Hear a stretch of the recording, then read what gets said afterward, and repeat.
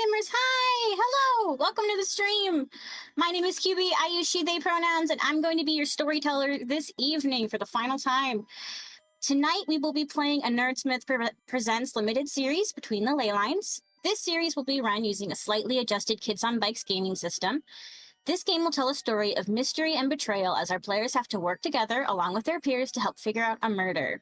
Failure to do so would not only lead to a potential killer being on the loose, but would also mean they'd miss their final exams, earning them a 0 in all their classes and a delay in their graduation. The stakes couldn't be higher for these guys. Players, introduce yourselves. Oh, hi. I'm Allorah. I am playing Mikki Sparks, and she is currently in the dollhouse. And when I say dollhouse, I mean doghouse. Yeah, streamer, your favorite, I don't know, person. Yes. Hi, like, share, subscribe. Goodbye. Hello, I'm Beck, they, them pronouns. I am playing Tommy. Last name, already forgot it because I made it up on the spot. I forget everything else we do here, alright? Moving on. We're doing so good. Hello, I believe that's me then. I'm Colton. I'm playing Josh Gandy, and yeah, things are good. Things are great. I am medicated. Yeah, still rocking that truth serum tonight. Oh yeah, that too. In game as well. Yes. That's what we meant. Yeah, Obviously, yeah. All right, so we have some amazing sponsors this evening. Our first sponsor tonight is Die Hard Dice, home to the friendliest shopkeepers in the realm, carrying quality dice and accessories. Use the code NERDSMITH for 10% off your next order, and be sure to let them know that we sent you. Another sponsor tonight is Hero Forge. Hero Forge is an online character design application that lets users create and buy customized tabletop miniatures and statuettes, releasing exciting new features every Tuesday for their pro subscribers. Use the link in the chat to get your pro subscription and help support the network today. Our final sponsor for tonight is World ANVIL. World ANVIL is a set of world-building tools to help you create, organize, and store your world setting. If you'd like to check all that you can do with a Sage membership, check out the link in our chat. Small update to our content warning list tonight. Today's episode will begin with a police interrogation and some police coercion. If you are sensitive to those topics and would like to stay away from them and leave, we appreciate that you came and hope to see you in the future. Thanks for taking care of you, and have a great night. All right, let's recap where we left off.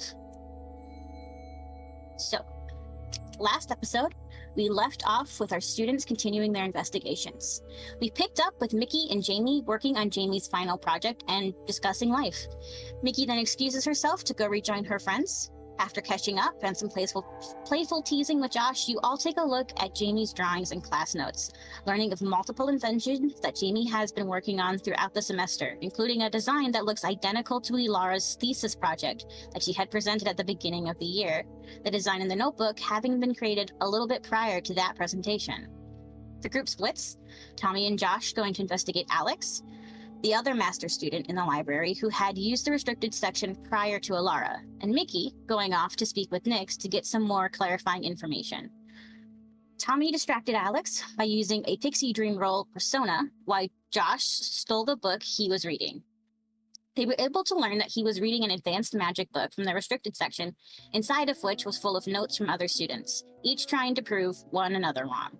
Of these students was Allorah, although, according to the checkout card, she had checked out this book years ago. You did note, however, that Alex had corrected several of her notes within, talking to her like she was an idiot.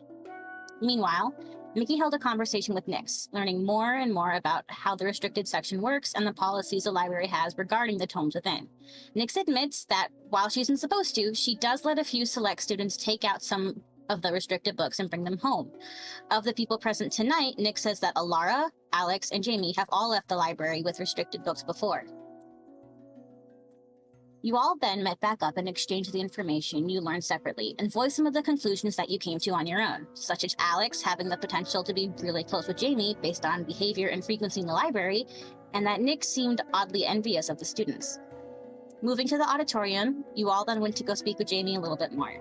There, Mikki brought up that Alex talks in a certain way, in a kind of mocking way, just to kind of see how Jamie would react.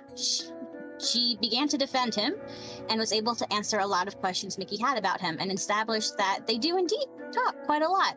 Jamie says she doesn't consider them complete friends, but definitely study buddies, or at least acquaintances. Mikki and Tommy then teamed up to improv a fake story about copyright theft to see how Jamie reacted. Jamie seemed to be very interested and heated about the topic, which seemed to have a very strong opinions about the lack of new inventions on the market. When asked if anyone stole any ideas from her, Jamie responded that no one had stolen anything. But you were all able to deduce that that was technically true. It was also a half-truth. There was a lot more there than what she was saying. You all then voiced a desire to go to the restricted section to investigate the crime scene, and due to how much you had befriended her this evening, Jamie loans you a small device that allows one person to turn invisible. The group then volunteers Josh for this task and sends him to the restricted section. There, he finds Allorah's body, definitely her, and definitely dead. He's also able to examine the triggered mechanism that killed her, a trap disguised as a technomancy book with a small launcher inside to fire a projectile. Through investigating more, Josh then found another one of these trap books, narrowly avoiding the trap inside, a fiery projectile and a splash of burning liquid launching out and down the row of bookshelves before coming into contact with the opposing wall and burning it. Josh returned to the group, giving Jamie her watch back, and explained what he saw. As Jamie left, he was able to recreate what all he saw in a drawing form, keeping most of the details accurate. Along with the projectile mechanism, you all made note of a small slit at the top that something could fit through, something small, like the metal Stanleys that were inside Jamie's notebook. The group then splits again, Tommy and Mikki go into the bathroom to try to put together a solid theory to present to someone, and Josh staying with Jamie to keep an eye on things. The girls conclude that this was some sort of revenge on Allorah, without a doubt, especially with all the books being the type of books that Allorah would have checked out regularly, including one about law and ethics, which seemed to be an almost ironic point and jeer at Allorah. While discussing, they knock over a trash can, a long, worn-out metal Stanley falling out and spooking them all. Before the girls have too much time to react, it is then that the group receives an announcement to come rejoin back at the library. Mikki and Tommy meet back up with Jamie and Josh after disposing of the metal Stanley once again in the bathroom. Detective Evelyn Hart stands in the middle of the library and explains that they believe that they have narrowed down to two suspects who will be coming with them back to the police station, the rest of the students being free to go after some cleanup and final examinations.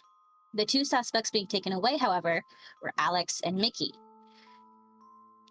The detective calmly escorted the two next to her before opening a large transportation circle up around her, the suspects, some police officers, and herself disappearing all at once, leaving the library to be silent once again, which is where we pick up now. But before we cover the goings-ons at the library, Mikki, you were transported in the blink of an eye to a bright gray corporate interior, the police station. One of them, at least. There are several in the city overall. You've been to one once before on a field trip when you were younger, although back then you remember being quite restricted to the lobby, being able to talk to different police officers and such and learn about how the justice system works in the city. There, now, you seem to be in a back hallway area, eerily quiet, with the tightness of the wall and the soft carpet having muffled your footsteps. Evelyn escorted you and Alex to both to separate rooms, each with a table and two chairs inside, and then locked the door behind her. Did you do anything while you were alone in the room?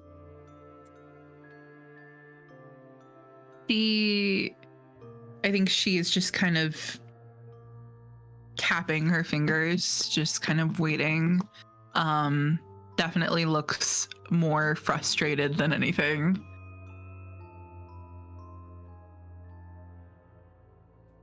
I think a bit of time passes, and you realize that the detective is probably either making you wait to see what you will do, or is with Alex first. I'd say maybe 40 minutes pass, maybe an hour. It's kind of hard to tell in here, there's no clock. And you hear the door click open. And we fast forward to now. Evelyn is sitting across from you, setting up another recording device similar to the one she had used at the school. And for the first time, since she enters the room, she speaks up and goes, Are you doing all right? Can I get you anything? Water? Coffee? I'm fine. Thank you. Okay. just going to ask you a few more questions while you're here, just to sort of double check some things, review a bit farther, narrow things down a little bit more. And if everything checks out, you'll be free to go back to the school. Otherwise, we may proceed farther. And you'll get to go talk to some of my friends tonight, if that makes sense. Does that make sense? Fine. Yes, it makes sense. Okay. And you see the little recorder robot pop out of the machine and give a salute, and you know that she's ready to go. She's like, all right. A salute. Sorry, that's cute. I miss Mimi. I want her back. She's been gone for like 5 minutes, and you're like, ah, my dog. She goes, all right. For the recording, please state your name, age, and major. Michaela Sparks, 22. It would be consistent with the old other one. I just don't remember what I said before. I believe you. That's fine. 22, and I'm a technomancy major. Can you give me your best recap of the past 10 hours for me, doing your best to establish alibi and locations as you go? Yes. So I had been mostly in my apartment with Tommy, and I didn't stream then, but I was studying because, finals are coming up this week. And then today we went to the library, and we got a bubble to make sure that we were studying. And then there was a big boom while I was currently streaming. And then all my chatters told me to turn around, and I did. And suddenly there was a bunch of people running. And so then we hauled our asses to the door. And then you all rushed in and started interrogating everyone, and then proceeded to wrongfully accuse me of all of this, and then detained me. Does that refresh your memory? It is helpful to see your view on the situation, yes. Please reestablish once more how you know the victim. She was a TA for my major. I'd had a little interaction with her here and there. We were friendly enough. Not close. What types of social circles would you identify with the most? Would I identify with? Yes. I get along with everybody. Everybody? Most people. I don't have a harsh word to say about most people. Would you feel that people have a harsh word to say about you? I think anybody who is in the public eye gets criticized in one way or another, but that's not something I try to take to heart. You see her kind of type something on the pad in front of her and then swipe it to the left. She goes, interesting, okay. We're going to pause that there. So the way the early part of this session is going to go is we're going to jump scenes rather than complete the scene at the same time. So we're going to pause Mikki for a sec, and I want to jump to the library. Folks in the library, Tommy and Josh, you just saw most of the police officers disappear, save for maybe like 3 or 4. And your friend vanished in a puff of smoke. And you are left in the group. What do you do? I immediately get out my phone and call Dick. Do you have Dick's number? I can't see why I wouldn't. We also have Minnie, or Mimi. Yeah. You do. You have Mimi for the number? You have Mimi, Mikki's phone, and her password. I think that Josh has been friends long enough with Mikki that Josh probably has had to call Dick before, like once, so has saved in his phone just in case. So That makes sense to me. I think that makes sense. What is Dick's name in your phone? Is it just Dick, or did you put It's funny name? Dick asterisk lawyer, not hookup, probably. Okay. So how And do you, there's just like calling, 4 others. Are Yeah. you calling in the group? Are you moving back to your soundproof bubble, or are you just calling in the group? No, I'm just calling in the group. Okay. No. Just you, your speaker. Is there a lawyer named Dick that you might hook up with? No. There's another Dick in my phone that I did. Enough said. And yeah. Enough said. But no, it's not on speaker because I don't want, to draw a terrible amount of attention.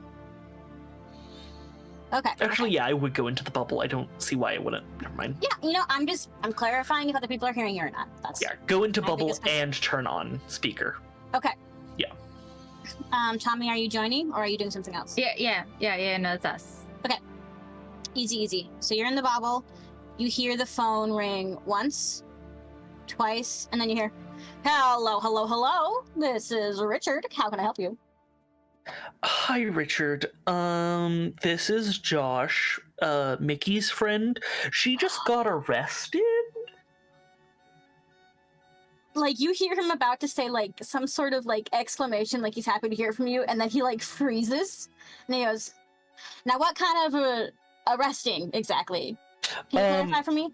Yeah, you know how I think she called you earlier about the whole there was a murder in the library? Well, yeah, They like, detained her. It's they didn't read her rights or anything like that. They're just taking her in for additional I don't think she was actually physically arrested. So she her wasn't rights are different. arrested. Right. She went willingly? Yes. Okay, so technically, okay, hang on. Okay. It's 3 a.m. And you hear, like, I get it. some thumps and, like, some drawers opening and closing, and a thump of a book being put on the desk. As he opens it up and starts flipping through, he's like, technically it's legal, but that being said, I should be present if there is an interview occurring, in theory. But Yes. that being said, I haven't had access back to her, with the stream. Have any of you heard anything, gotten any clips or anything? No, I don't know what that would entail. Do you guys want to check your email? I will Yeah. check my, well, I guess I'm on the phone. I can't check my email. Tommy You can. can check your email on the phone while you're on. Yeah. Anyway. Tommy can. Yeah. Tom, I think you're both probably modded, or at least VIP, in Mickey's chat, and you would not see your email blowing up necessarily, but you would get notifications from your fantasy Discord that the other mods are talking, and they're trying to pull up as many clips as they can to try to string together a solid alibi. And it's not perfect. They still can't get access to the actual murder occurring, but they have at least a semblance of her being placed outside the library for at least 4 hours before the murder took place, which is something. And you can see they're still picking away, going through like highlight channels and stuff on fantasy TikTok. The devil You- works hard. Yep. Do you relay this to Dick? Yes. Absolutely. Everything. Okay, perfect. That's something. We can use that. We can absolutely use that. Okay. So, here's my plan. Can you work with the moderators and have them put together a timeline, date stamps, whatever they can do to kind of prove where things are and when they're happening? We can forward that to the station. I will go to the nearest teleportation station as soon as I can find some pants and a better shirt, and head down there Sure. myself. Find our girl, try to get her out of there. In the meantime, if she's getting pulled away, we may need some other solid evidence to convince them that whatever reason they took her, it's actually someone else here.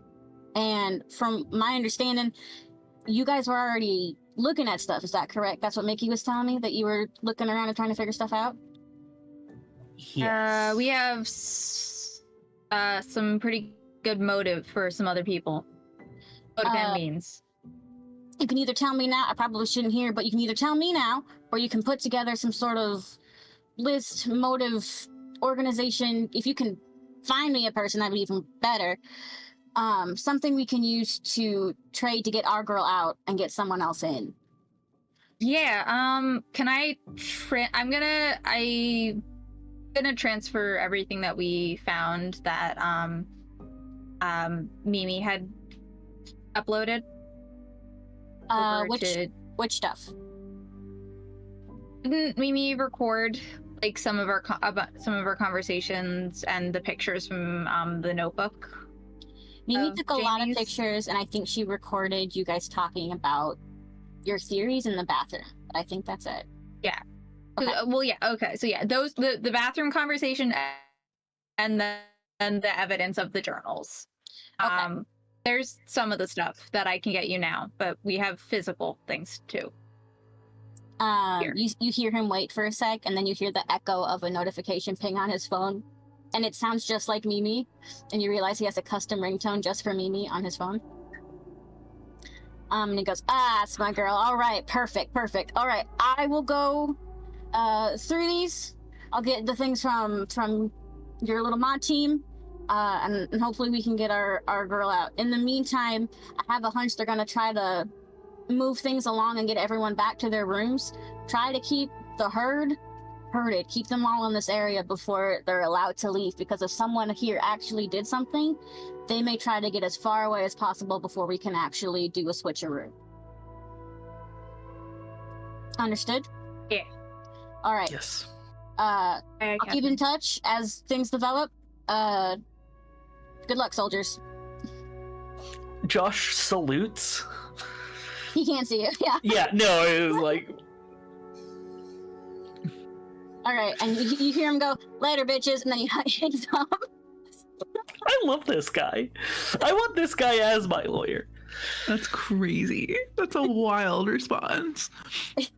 I loved it. Later, Same. bitches. Later, bitches. And yeah, so Dick has been alerted as you told him to do. And that will lead to hopefully some hopeful things occurring. Do you do anything else, or do you just wait? I think as soon as the phone hangs up. So who are we pointing the finger at? My bet is on Jamie. Okay, good. You are caught up. Okay. Yeah. I was a little concerned for a sec. No. No, yeah, we found all of her like little flat stand. We're still in the bubble. We found all of her little flat Stanleys, and we found some in the bathroom, and you found the one that almost killed you. Oh yeah, it did. Yeah, and Allorah stole her project for her thesis. And she was able to get the books out and put them back in. Yeah, to replace them with the ones that are bombs. Yeah. Yeah. And that ethics I'm just gonna law is real personal. Yeah, I'm just gonna make sure of one thing. Yeah. Taylor did it. Alex did it. Nyx did it. Okay, yeah, so it's not a magic universal truth thing. Cool. All right, let's go.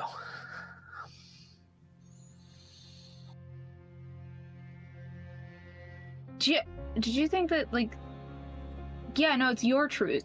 You anything that you believe to be true is something you can say. I was just hoping, you know. Okay.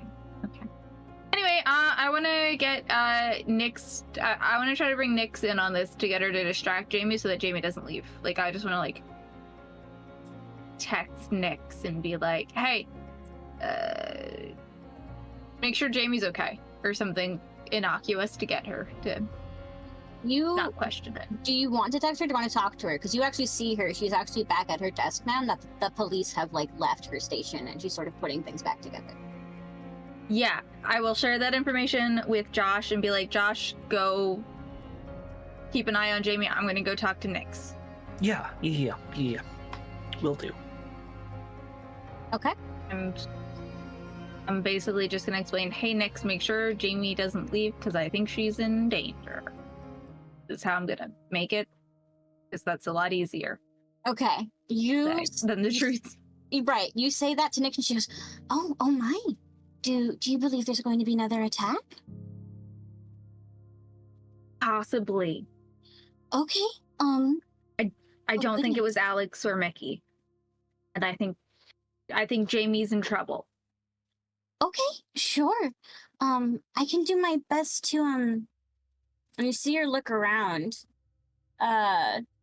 Josh, roll me brains. Actually, brains or flight, your choice. Oh, my worst stat or my best stat? Okay. One of those is not like the other. Yeah. I'll do flight. I think. I figured you might. Yeah.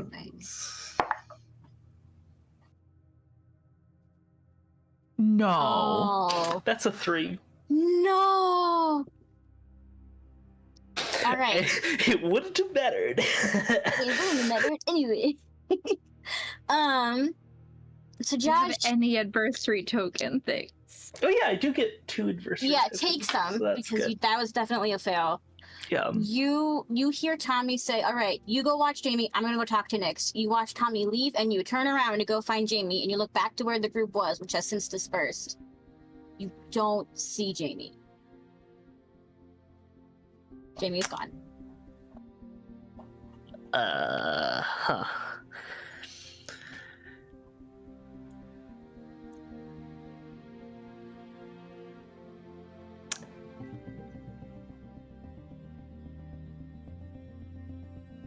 I'm gonna run outside.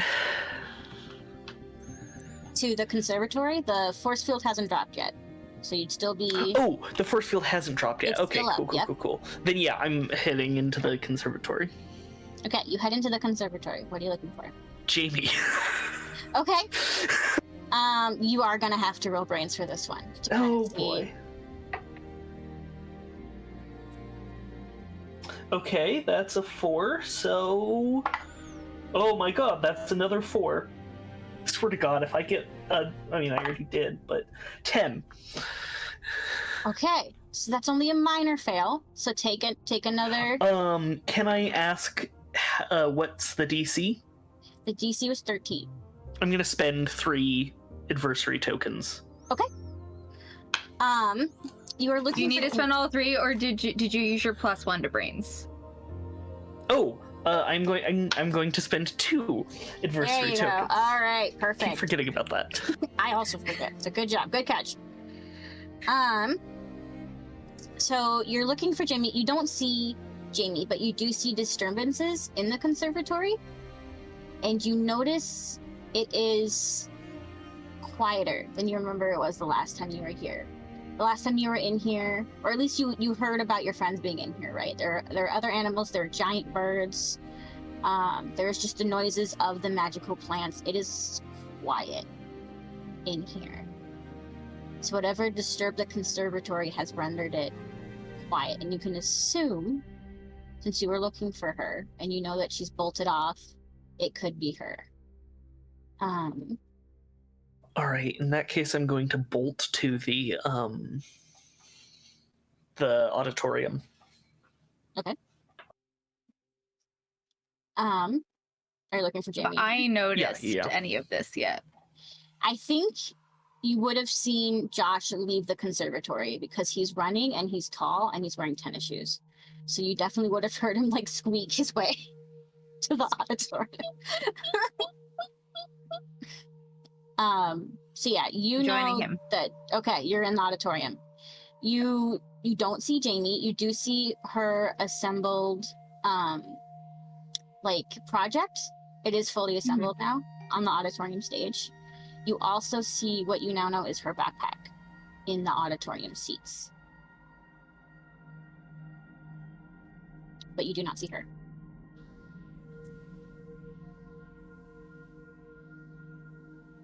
I've checked everywhere.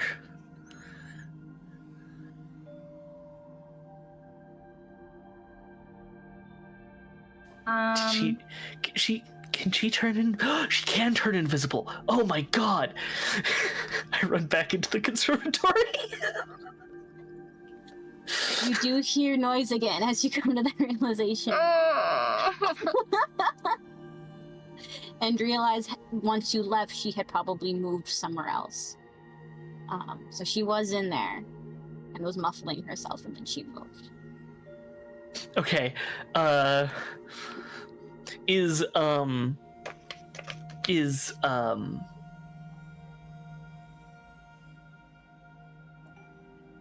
Tommy staying in the auditorium? Yeah, I don't think I followed your train of thought that quickly, so I probably would have. Okay, then I'm running back into the library. Okay. We're gonna pause there. I'll Sure. let you guys strategize a plan. Let's jump back to Mikki. All right. Mikki, your questioning continues. She asks, explain the types of projects you have created while studying technomancy. I mean, just standard to the curriculum. I have tried to work on I've tried to work on a few things that make my life a bit easier, specifically my little robot companion Mimi. That's an original invention.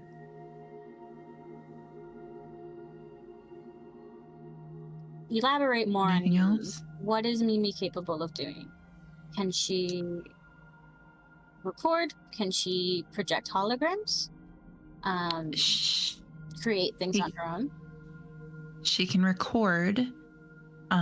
She also does data storage, image recall. She doesn't really do things on her own outside of like general AI like stuff, but I wouldn't call that unique. She kind of raises her eyebrows and she goes, define general AI.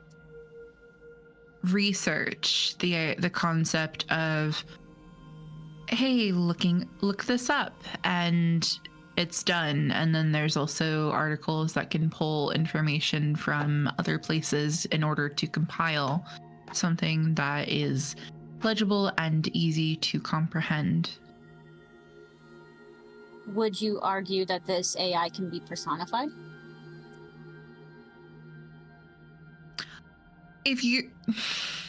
First of all, I'm flattered. Secondly, if you're assuming that I had the skills to create a AI that essentially has become sentient enough to do whatever, that's, I think, a very large leap in logic, respectfully. Not at all. It's simply to understand your alibi better. My alibi is that I didn't do it. I was studying for my exams, and you were wasting time finding the real criminal. That is good to know.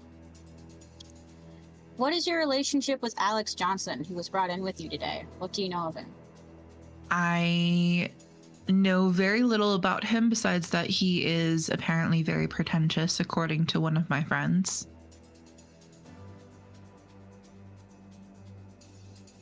And she jogs Besides that, I have no information about him. Interesting. Okay. To your best knowledge, would the victim have had any reason to make moves or against or to spite Alex Johnson?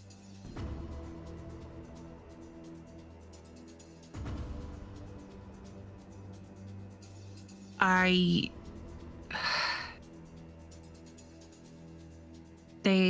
think they had some sort of relationship at one point, but I don't know the inner workings of that. There's a slow nod, and she dots a few more things down in her book.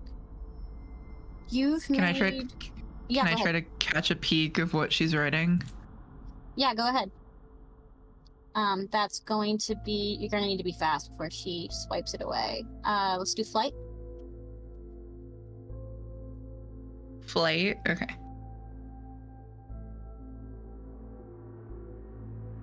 I'm just realizing I picked the dice that don't have the numbers painted on them.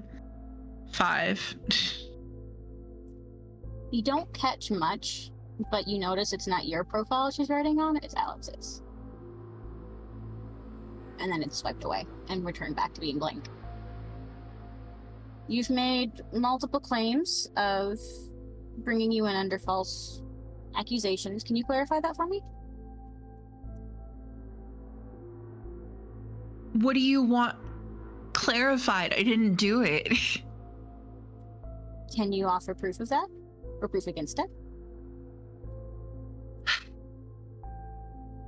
I think that it was, and she kind of tilts her head a little bit. Based upon the support that you all clearly couldn't handle finding, there's direct evidence that shows that I was literally nowhere near the restricted section at any point in the past 72 hours. And in addition to, there's also a whole another person that has a motive to potentially have issue with Allorah, and that is Jamie. I need you And she'll roll. start detailing some of the things that they found. For sure. Before you begin doing that, roll grit for me. Grit? Mm-hmm. Oh no, I'm scared.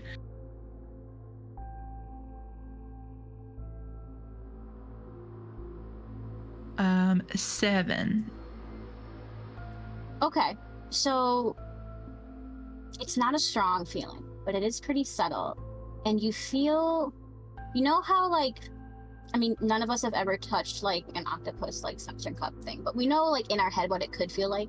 It's probably... You don't know my life. It actually is. I don't know your life, but I'm assuming we have not held an octopus. No, I haven't. And the idea of, like, something with multiple suction cups sort of unsticking, right, all at once, from the back of your neck feels, and you realize that it's gotten colder in this room and around you. But as it detaches itself, like a normal temperature returns. And as it does, there's it's like the metal table below you is like this sort of shiny metal reflective surface. And as it detaches, you see just for a second in the reflection a glimpse of Jamie leaning against the bookshelf and breathing heavily before it fades. And you kind of clock why this police station sort of felt differently, besides just being in a different part of it, and why, especially now with Evelyn in the room, it feels a bit different, and why she's acting so calm in these questions. This is her domain in a way that is more than just her place of work. And we're going to jump back to the library people. I'm so stressed out right now. Wait, so it was Jamie in the reflection? Jamie was in the reflection.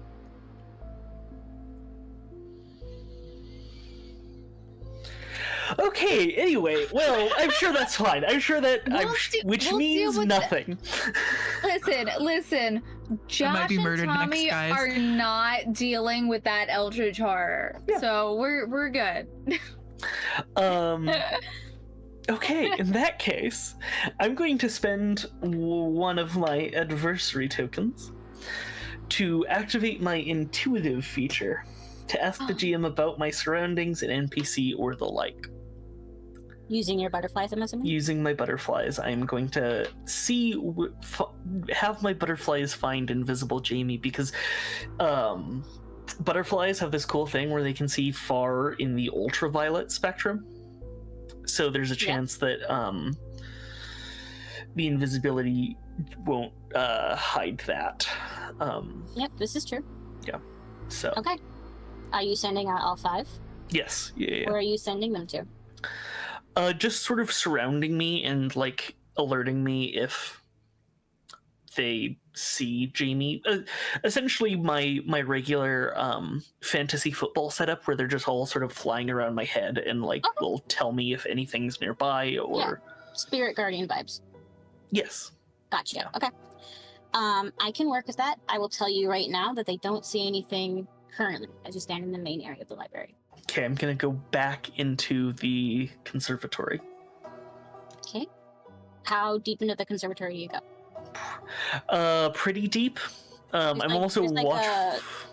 horseshoe path sort of situation around the circle bit of the conservatory with a big tree in the middle. Do you do the whole horseshoe, or do you just sort of run up through the because middle? What's your plan? I'm going to loop back into the auditorium. Okay, so you do the whole horseshoe. Your butterflies don't say anything. You go back to the auditorium. How far into the auditorium do you go? Back to the stage, I guess. Okay, you go to stand on the stage and see if your butterflies say anything, and they don't.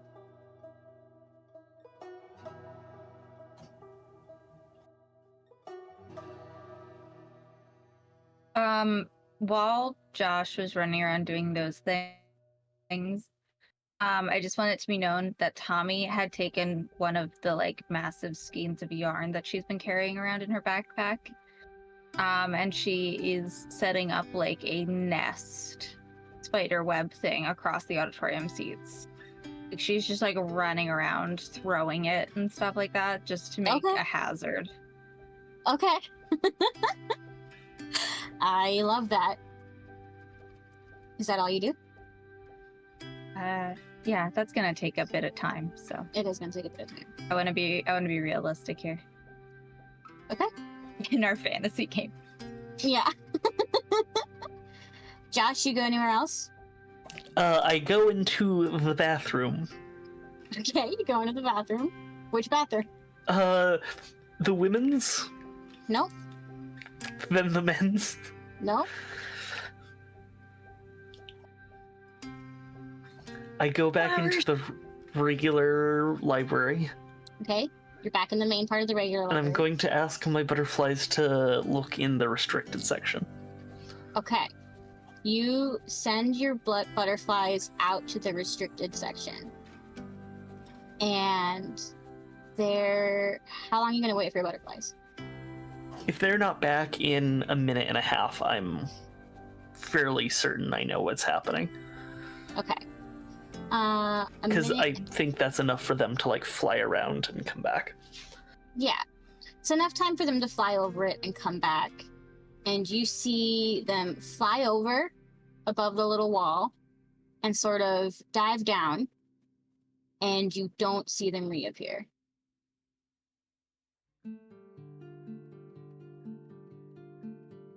This means war. What do you do? I text Tommy. She's in the restricted section. And we're gonna jump back to Mikki. All right, Mikki. You've come to realization, but Evelyn continues her question. Has the victim done anything to spite or anger you in the past 3 months?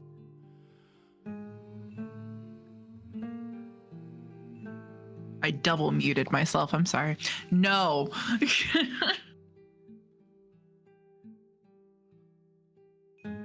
And she sort of raises her eyebrows and she goes, none at all? No. How about any of your peers?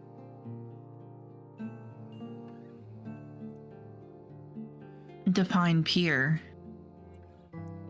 Peer as in a classmate, a person of your age, anyone that has worked in similar classes as you and Allorah. I believe that there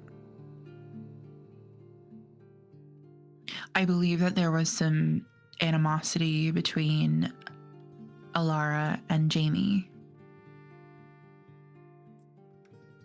Roll charm for me. Say less. Roll check. Roll what? You said say less, so I said roll check. I see what you did there. It was only a 13. That's fine. You mentioned Jamie again, and her like lower part of her face stays the same, but you see the corners of her mouth, of her eyes, sort of perk up, like she's suppressing a smile. And you're realizing you're saying the right things, and you're sort of beginning to piece together why you're here, and that she knows she's taking you falsely, and there's a reason for that, but you're not quite sure why yet. And she goes, "Can you elaborate a bit further?" I have reason to believe that Allorah had been potentially harassing Jamie for some time now, and going as far as to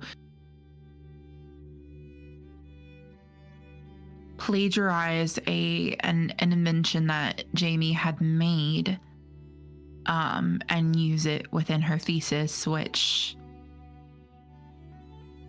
I can understand. Well, I can't understand why, but I would be frustrated if that was me. Frustrated enough for murder? No. She nods, and continues. What reasons can you give, besides the footage from your live stream, which has yet to be handed over to us by your staff, can you present to your innocence from this unfortunate event?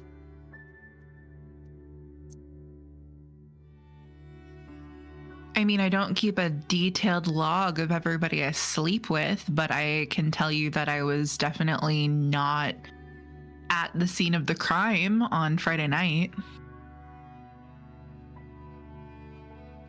I appreciate that statement. And you see her open her mouth to ask another question. Yeah. And open your mouth. She's no, open her mouth to ask another question. And you hear a bang from the room next to you of a door being kicked open. And you hear Dick muffled through the walls going, "Hold everything!" Hang on. And he closes Alex's door. And you hear dunk, dunk, dunk down the hallway. And then your door is kicked up and he goes, "Hold everything! I have evidence!" And there's Dick. He is in a hastily buttoned up white shirt, one button out of place in the arrangement, so it's a little diagonal on his lanky body, dress pants that are unironed, and two shoes that are both black suede but definitely are not from the same pair, as he walks in to the interview room. And Evelyn seems unsurprised by this, and she sort of folds her hands in her lap and she goes, "Mr. Richard, it's good to see you again." And he goes, "I have evidence. It's been submitted to me by her friends, and you cannot talk to my client any longer without me, dear. And and another thing." And like he starts going into Evelyn and sort of chewing out and sort of saying the same thing over and over again, just in different words to make sure he gets his point across. Sure. Evelyn's just looking at him and nodding, and she kind of looks at you, and gives sort of a knowing smile and a wink that this was part of the plan. And we're gonna go back to the library.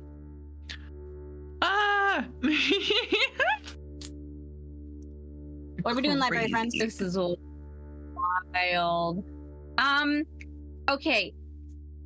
Just working with me, because I just want to clarify. How does the restricted section physically work? Okay, so think of a library, okay? Yeah. Big common space, lots of little tables, several bookshelves, lots of books on the wall. On the right side, there's like a room box sort of zone closed off, but no ceiling, just big tall walls, and one clear entrance door, like a little wooden door with a window. with like one of those mesh sort of fences in the window, like very clearly closed off, big sign that says restricted section, blood smear, whole shebang. That's really all you can see from the outside.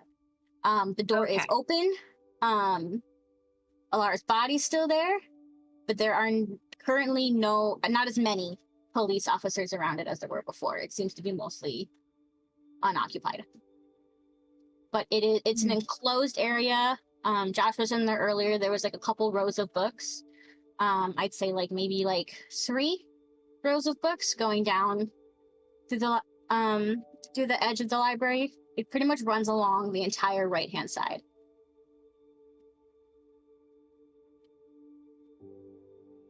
Okay. So we can get in there. You said the door was open. The door is open. Allorah's body's sort of propping it open. And you only see like kind of one police officer by it technically, but not in front of it. Okay. You do recognize him as before as Officer Dan Pierce. He was the one who tried to comfort you and interview you when the murder initially occurred. Hi, Officer Pierce. Howdy. Oh, hey there, fellas. How you doing? How we feeling? Not great, officer. Can I...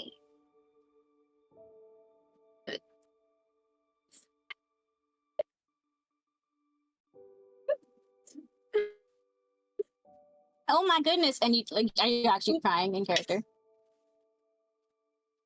Yeah, it's crying. Yeah, I'm okay. sorry. Okay, just making sure.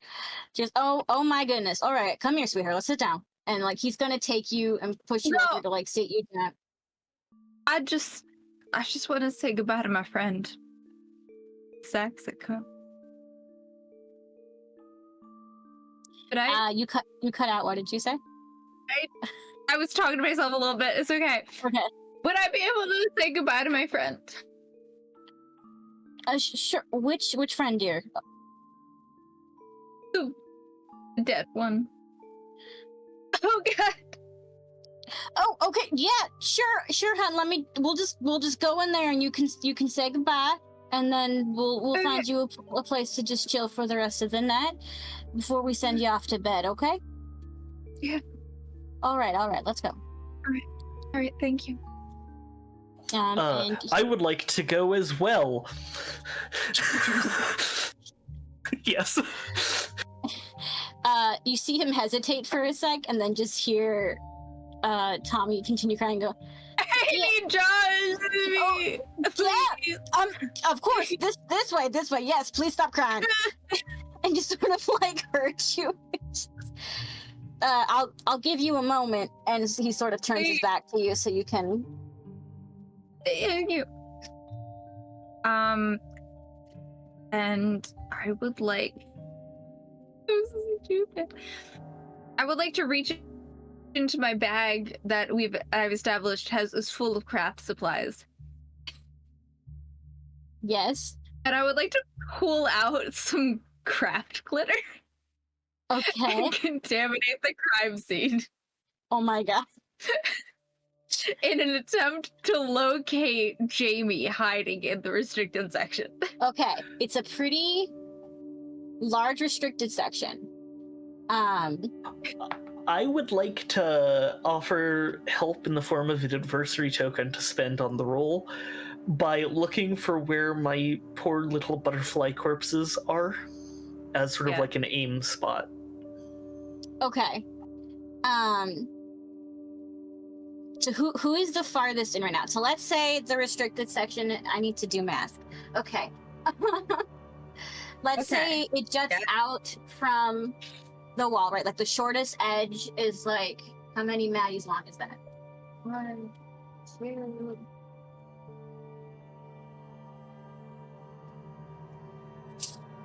What is 4 times 3? 12. 12 feet. by 12 feet by like 60. Like it's a pretty long way down. So when you come in, there's like one bookshelf. So if you're just glittering the crime scene area where the body is. You're not getting the whole restricted section. But in theory, you could run up and down the rows and glitter if you wanted to. Tommy very dramatically turns to Josh, hands him the like Parmesan shaker of glitter, and says, "Go along, butterfly man."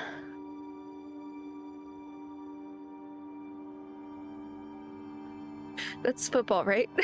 Yeah. That's in character. That's in character. Oh, yeah. Well, normally I catch balls, not throw. Yeah, got it. I'm a catcher, not a thrower. Anyway, I do that. And I would like to use my skilled at sports ability to succeed if it's a 9 or less DC. To throw it or get it handed to you? To throw it and get glitter everywhere in the restricted section, including on Jamie, to show where she is. Okay. Are you just throwing it up in the ceiling and seeing if you can hit all 3 rows? Yes, I guess. If you're trying to hit all 3, I'm going to make you roll for it. It's going to be a DC 15. If you're just trying to get 2, the ones closest to you, that you will get an automatic success.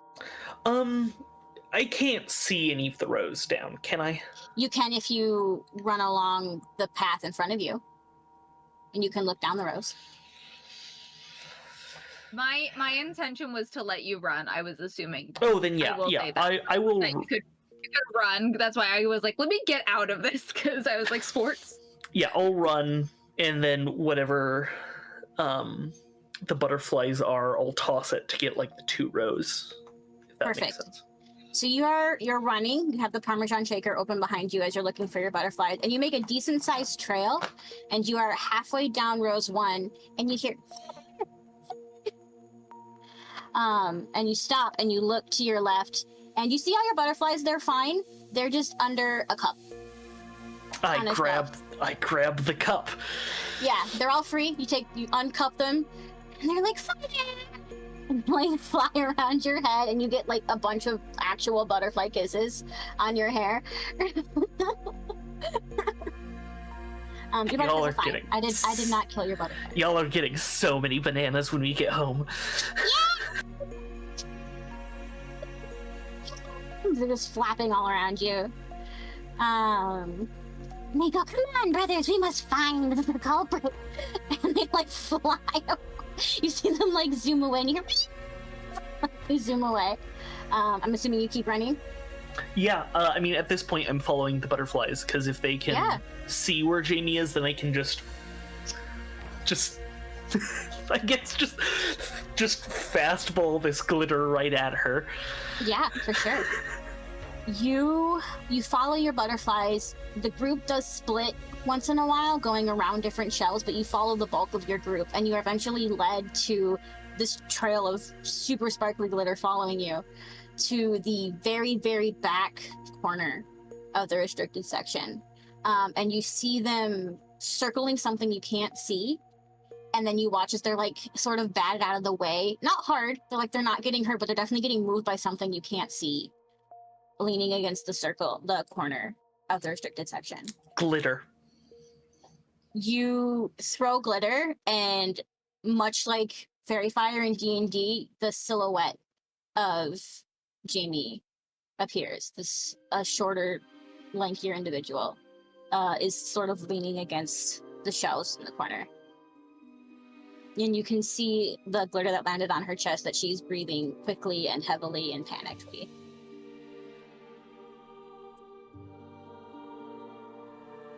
Hi. Sorry, I was muted. And she books it. The second you say hi, it's just ready to see a puff of glitter fall off her as she's running. It's definitely still on her, and she's making a trail, but like as she's running, more and more of it is falling off her. I tackle her. Okay. That is going to be your fight versus her flight. What's the Do you want to roll that DC? for me? I gotta roll her fight. Her flight. Oh, okay. So it's going to be a contest. You go ahead and roll fight. Sure.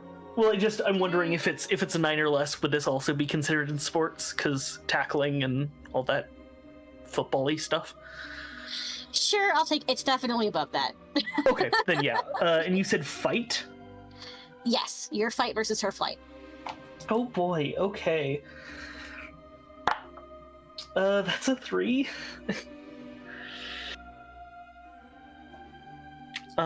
She got an 8. Oh, so if it was less than 9, was my skilled at sports? So wait, because my skilled at sports is if it's a difficulty 9 or less, I succeed automatically. Right, but it was a contested roll. Oh, okay. I just wasn't sure if that's like. Yeah. Okay. Sorry. No, I got confused. No, it was a contested roll. Okay, so that's 6 altogether with the +3. Do you two have 3 adversary tokens by chance? I have no adversary tokens. Okay. I'm so sorry. No, you're fine. I couldn't tell you. Truly. Okay. So I think I've used them all. Josh, go ahead and take another adversary token for use next time. I and get 2 because I'm easygoing. Yeah. You lunge forward and you do like snag her shirt for a second, but she sort of shoulders it out of your grasp because you're nervous, you're sweaty, you thought your butterflies died, and she can do that. And instead you fall forward into the opposing bookshelf with a thunk, and some books fall to the ground. And you just see her glitter trail as she takes off. What do you do? I would like to make sure that none of the obviously horribly cursed books touch my skin. Nope, you're good. Okay, cool. as far as you can tell, you're good. But thank you for bringing that up. I'm gonna have you roll grit because I didn't even think about that. Crumbs, why do I open my mouth? Oh, God. While that roll is happening, I do just want to clarify that when the shaker got passed off, Tommy stayed in the doorway with the body of Allorah to make sure that there was an additional thing taking up the door space. Yes, you AKA are. her. Yep, you are by the door, for sure. It's still wide enough. Someone could slip through. The police officer was behind you initially. But if you were looking for it, you could probably block an incoming body for sure. Are you still fake mourning, or are you looking for an incoming body? The police officer is away from me, so I'm just like, Yeah,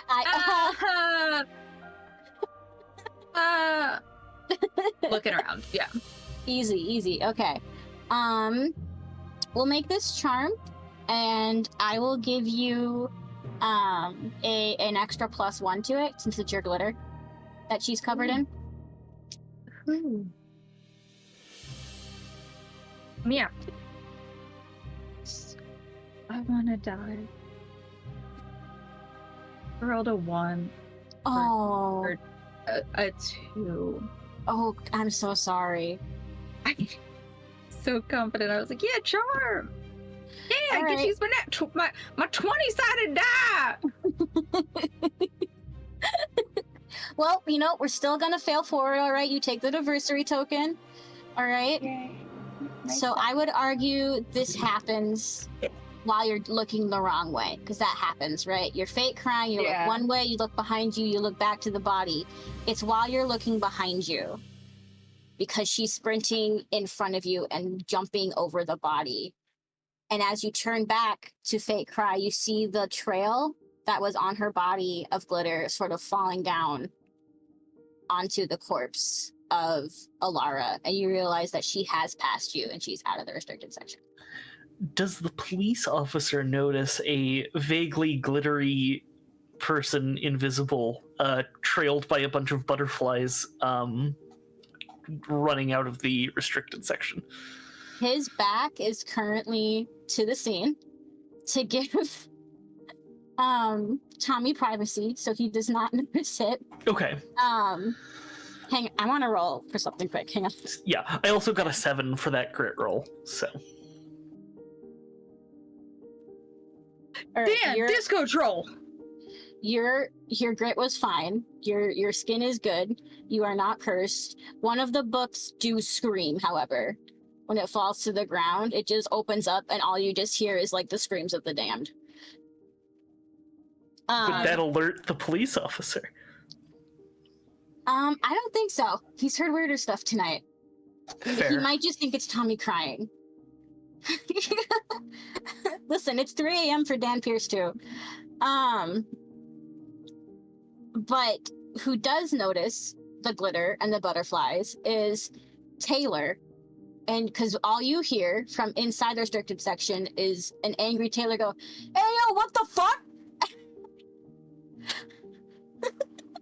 And we'll jump back to Mikki really quick. So, Mikki, You hear Things going off. you hear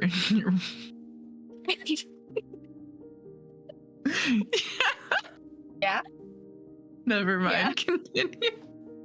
I was So gonna tell say me you what- hear Dick just go, "Hey yo, what the fuck?" as in unison with Yeah. Taylor across the. across the city. Yeah, no, I like that Yeah. transition better. That's 100%.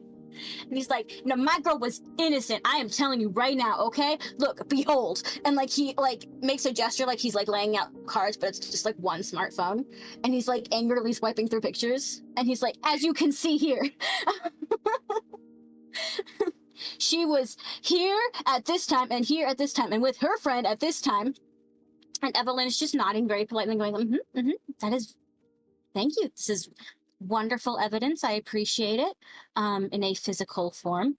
If you could email it to this address," and like she pulls up an email on her little tablet, and she goes, "And do we have any clips from the event itself yet?"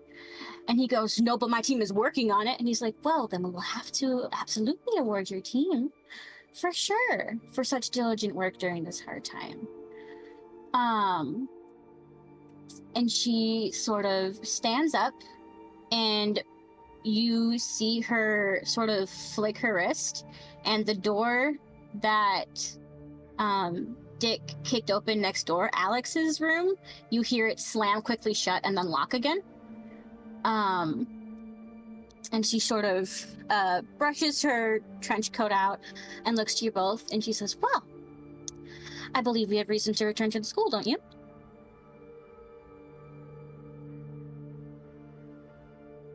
Yes. Perfect. Let's go then. And Mr. Dick, please email that if you can. Thank you.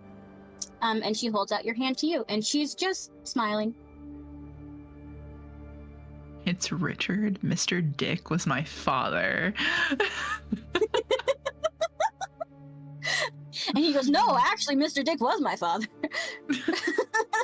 So he's Dick the Second, or Dick Jr., I guess. He's Dick Jr. That's His unfortunate. father was Dick Sr. And then his Love son will that be Dick the channel.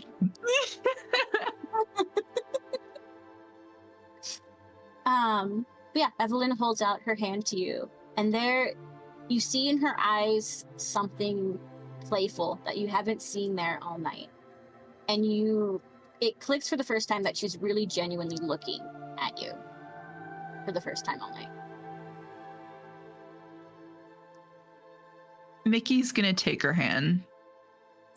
You take her hand, and much like before, when she transported you here, the ground gives way and you are gone.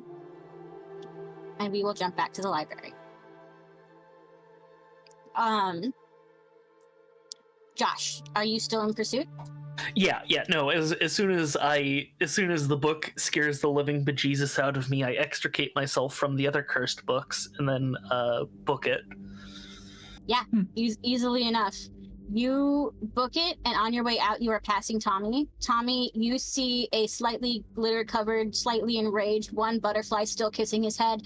Josh sprinting towards you, towards the exit, as you come to the conclusion that Jamie has passed you, and you hear Taylor go, "Hey, yo!" And I follow quickly behind. Easily enough. Both of you roll flight for me, please. Yes. Yeah. That was my first flight roll. I feel like this is just the Benny Hill theme is just playing in the background at this point. Like, So 1, baby. That's a 19, 22 if this is considered a sport. I'll consider it sport related. 22. And with a success that good, I will let you assist Tommy in running to catch up to whatever's going on out there. So you sprint past Tommy. Tommy, you kind of like a stumble start as you're realizing a chase is happening and trip over the arm of Allorah's corpse. And Josh, not even thinking, right? Babies are flying away. He just sort of grabs your shirt, pulls you up, and hoists you over next to him so you can keep running. I think mid-air, your legs kick in like a dog above water, and you just start sprinting along with him. Easily enough. You see Taylor looking out the door of the library, and as he sees you guys running, he just points and goes, "Butterflies went that way, dude. There's a ghost, but that way. Butterfly that way." Not a ghost!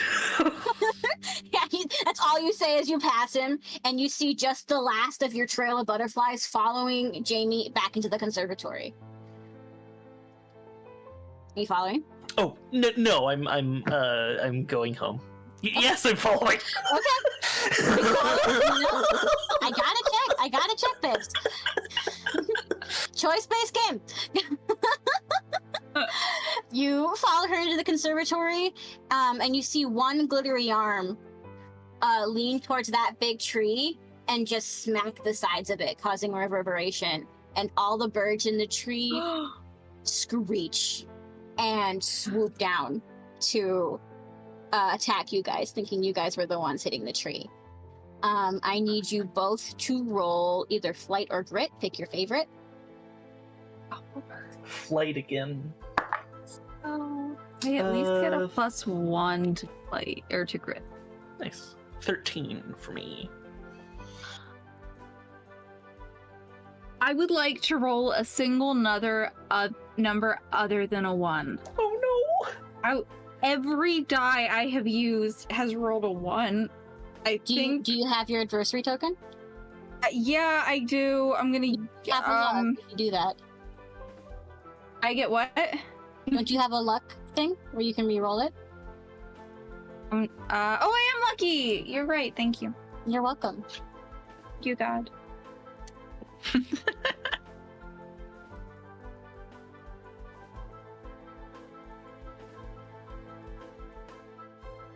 Because I was thinking about Stand By Me, wasn't it? Anyway. It was a 2. I will. Can you do it multiple times? Or is it? I mean, if you have, we're in endgame right now. Like, we are like very close to endgame. So if you have the tokens, I will let you re-roll until you're happy. But once you're out, you're out. Just let me get attacked by the birds. You go be free, Josh. Okay. I'll just fight the birds. Okay. This is where Josh, I am now. easily enough. I mean, there's like 4 or 5 of these big dog-sized birds, right? Big sparrows. Josh, you play fantasy football, not that one. Yeah. You jump over the birds, big ballet leap, and you just keep running after the glitter ghosts and your butterflies. Tommy, you are attacked by these birds. I'm going to need you to roll a grit, and it's going to be versus their fight ×5. Oh, baby. You said grit again, right? Yes, please. Come on, really fancy dice. Are you... Oh, okay. 8. You are so lucky right now. They rolled a 1, and they have no modifiers. So here's what happens. They swoop down, they start screeching, and you see one bring its talons towards you, and then just gently put it on your leg. And then the other one sort of hops next to you and goes to try to like nuzzle up to you, and it sort of aggressively pushes you over, and you realizing they're trying to nest around you. You've disturbed their nest. It's all the yarn. Yeah, they think this is a game that they're playing, and you realize Riley had been in here before and had been playing with these birds before, just sort of talking to them. This might have been how she got their attention before to actually play with them. So instead of a bunch of angry sparrows, you now have 5 feather-covered lapdogs trying to get your attention and looking for food. But you are very, very unharmed. You lucky duck. Yeah.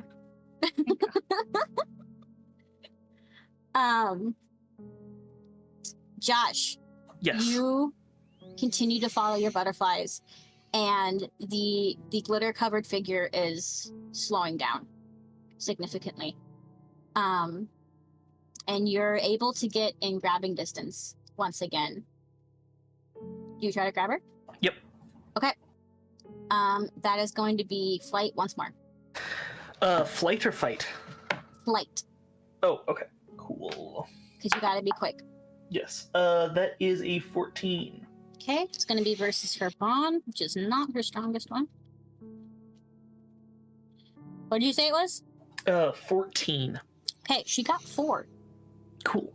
So you reach out and you grab where you know her t-shirt is, and you pull back, and you hear her yelp and hit the ground. And I think the second she hits the ground, as you pull her back to stop her, her invisibility turns off, and you just see a sweat-covered, pale, glitter-covered Jamie. I And immediately grab the collar. the color or the collar? The collar. Yeah, easy enough. Do you do anything? Just put it in my pocket. Oh, the dog collar. So she's wearing it as a watch, but yeah, easily. Yeah. Just rip it off. She can't turn invisible again. I think the second you rip it off, you're holding her tightly, standing firm. You hear just a rush of wind, and you look behind you, and there is Detective Evelyn and Mikki, and a very frazzled-looking Dick, standing behind you. I've seen a few of those in my day. Haven't we all? No. And Evelyn just sort of stands there, hands folded in front of her, and she goes, "Hello, Jamie. Would you like to say something?" And Jamie, caught, scared, upset, guilty, just starts crying.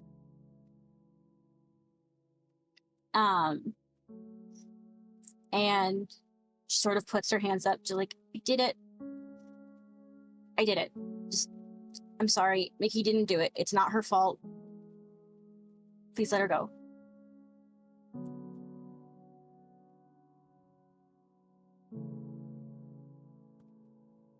And Evelyn just sort of taps your back lightly, Mikki, and she says, "You're free to go. Don't worry about a thing." Mommy has made friends with the birds and is petting them. Yeah, I think about like 5 feet back from where all this is happening. You just hear the biggest tweets echoing around the room. And they're just getting all the love. They're so happy. Just walk up dramatically. Yeah, with a pack of birds behind you. Mikki. I know why, but why? Oh, that wasn't directed at you. Sorry, that was directed at Jamie. I was gonna say to I the don't- birds. No, I don't question that at all. Shockingly cool about the birds. I would put my butterflies back because I don't trust those birds not to eat them. Valid. Jamie, through her tears, goes, I've been doing everything for her, everything, since I started here. She wouldn't have graduated with her bachelor's without me. She wouldn't have become a TA without me. She wouldn't have done anything without me. And everyone loved her. And no one, barely anyone, would even talk to me. Half of our classmates were scared of me. And she threatened to fail me if I told anyone, if I told the dean, which, by the way, you know, it was her fucking uncle. Probably would have believed me anyway, that she was doing this, taking my stuff, selling my stuff. She sold my stuff. I just want to graduate. I just want to make things to help people, original things, not a re-updated or redone invention for anyone else. She wouldn't stop. She wasn't going to stop. She was going to fail me. Unless I got rid of her. I just wanted to be done. I wanted to be free of all of this, of her. And I just wanted to graduate and get out of here.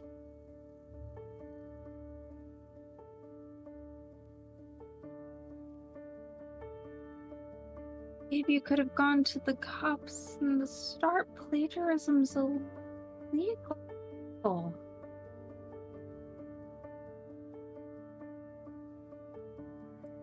She looks ashamed and doesn't really speak anymore. She feels guilty. She feels bad. And she doesn't know how to justify that. And you know that she knows you have a point.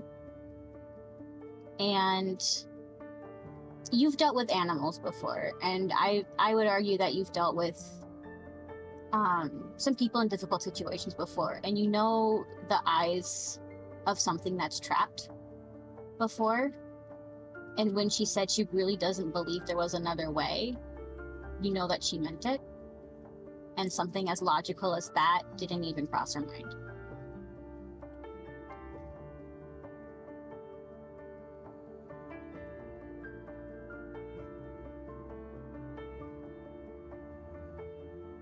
Yeah, Tommy has a lot of pity for her. It's definitely not like a judge. Although she just did something horrible, Tommy's not like being like, you idiot, you killed someone. No, she's like, bro, I'm sorry. Kind of a look. Evelyn just kind of holds out her hand to Jamie, who is still sort of elevated off the ground from where Josh is holding her collar. She's standing on her tiptoes. And she says this very, very softly, just like, I appreciate your confession. That will hold up well in court. Would you like to come with me? And we can talk to your friend Alex about your teamwork in this endeavor and see if we can come to a conclusion about your sentencing.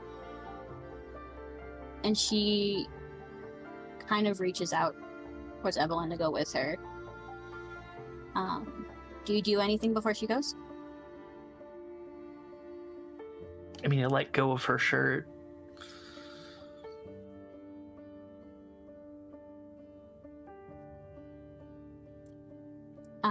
She takes Evelyn's hand, and in a puff of smoke is gone. And outside the windows, you can see this sort of hexagonal dissipation as the barrier keeping you enclosed in here fades. And you realize you're good to go.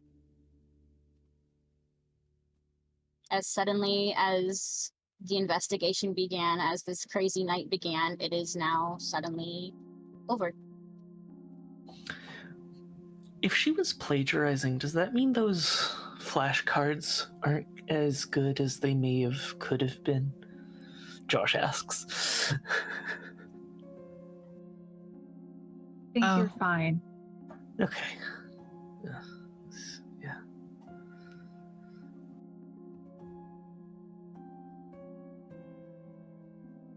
I think I at don't know how that to- point too, Nikki, you get a notification on your phone that your stream is available to view again.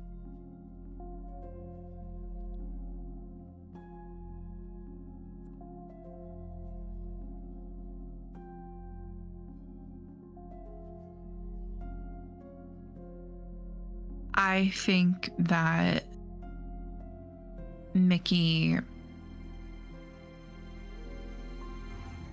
deletes the VOD.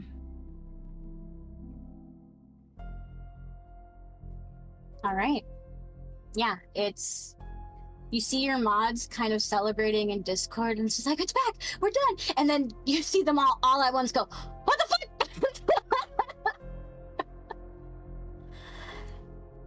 What do the rest of you do for the evening? Or I guess morning at this point. It's going on 4 a.m., the morning of your finals. Some of you still have Waffle House? projects to finish. Anybody Awful. want to go? Yeah, I would say anybody want to go to Benny's? Yeah, that sounds good. All right, this is the Midwest. What is the Midwest equivalent of a Waffle House at 4 a.m.? Benny's. IHOP. Or yeah, Denny's, either. You all exit the conservatory talking about going to Benny's, and your fellow classmates hear this and they go, wait, are we going for Benny's? It's a picnic time? Yeah, let's. Moon's over my hammy. All around. Yeah, Riley, who's still like half awake, they just kind of go, hand me over my moons. Moons, hand me. Let's go. Yeah, bro. Taylor, do you have anything to drink? I am so glad you asked. And he opens his backpack and he goes, I have a selection to pick from this evening. You had that the whole time and you didn't. Bruh, there were Whatever- police here. You can't. Whatever the drink on- strongest thing he has is, Mikki just takes a very big swig of, Yeah, regrets it for a second, and then takes another one. he has something blue, and that looks like it has magical lightning shooting through it that you see says 40 proof on it, and you just take that Beautiful. and just have the biggest swig you can take. Oh, so this is original formula for Loco. It's 5 loco, bruh. Oh no. Ah. That's one more than 4. Math. And you all make your way to Benny's, and I think like any Benny's visit, it is a weird liminal space of pancakes, darkness, and sadness. But you all sit in the Benny's, eat your pancakes, and sort of process the night. Tommy and Mikki, Josh already got his. But as you're digesting everything, both in the literal and non-literal sense, you both get emails saying that your finals have been postponed due to the tragedy of the evening prior. And you are allowed to go home and go to rest, should you wish to. Oh, thank God. Yeah, no. Mikki definitely goes home and then emails an appeal to get her final capped, like, and taken care of. I got arrested falsely. I've had a day. Your professor, and this is your technomancy professor, is like, yep, you're good. B+, A-, sound okay? A-. And Solved a technomancy crime. right, he replies back with just a thumbs up sent from my eye stone. Cool. Yeah, because that's totally how credits work. I'm not taking the B. That's going to knock my GPA down. The A will keep it the same. and you all go rest, and the night slowly ends. You wake up the next morning feeling weird, still a little sleep deprived, and you look out the window and see the next day beginning. The tracks, the events of the night before all getting covered up by a layer of snow. Everyone is walking around outside as though nothing has changed. And life moves on. We fast forward to next semester. You have left for winter break, you've done your winter break jobs, activities, and things have changed. What is your attitudes coming back to school? Do you come back to school next semester? Oh, yeah. What's your plan? Graduate and then get drafted into the NFFL. I think that's a solid plan. Completely unshifted. I love Josh. Tommy and Mikki, how we doing? Reverse order. I guess Tommy last minute swapped out some of her new courses for the next semester to get a few psychology courses under her belt. I think that makes sense. Mikki? Mikki's educational path and career have not shifted. She still is pursuing technomancy. She likely applies to be a TA the following semester, but taking care to advocate for the students. However, she has become a lot more, I think, present in the cyberspace sphere, in the sense of like, make sure that you have your advocating for people online to make sure that you have your story straight, make sure you know what is true, your facts all together. This is how you she's a VPN I love advocate now. Yeah. Essentially. Your code name is and just make, yeah, literally. But just making sure that you know, people are able to protect their stuff and also advocate for themselves. And I don't think she's talked about what happened online at all whatsoever. And I think that secrecy, there's a few days initially after the event where people are theorizing online and stuff, but with the help of your mods and your closer knit community, that is shut down right away. And that is just something that your community is very respectful on, never brings up, and you've all moved past. Beautiful. We love Mikki's Patreon subscribers. We do. It is now the first day of the next semester.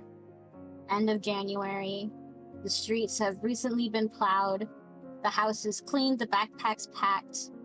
Mikki, you're live streaming again. Not a subathon, but just one of your daily walks to class. Those have resumed again after your break. Josh and Tommy, you're both with Mikki. How do you start your day? Drinking a respectable amount of coffee. So, a cup.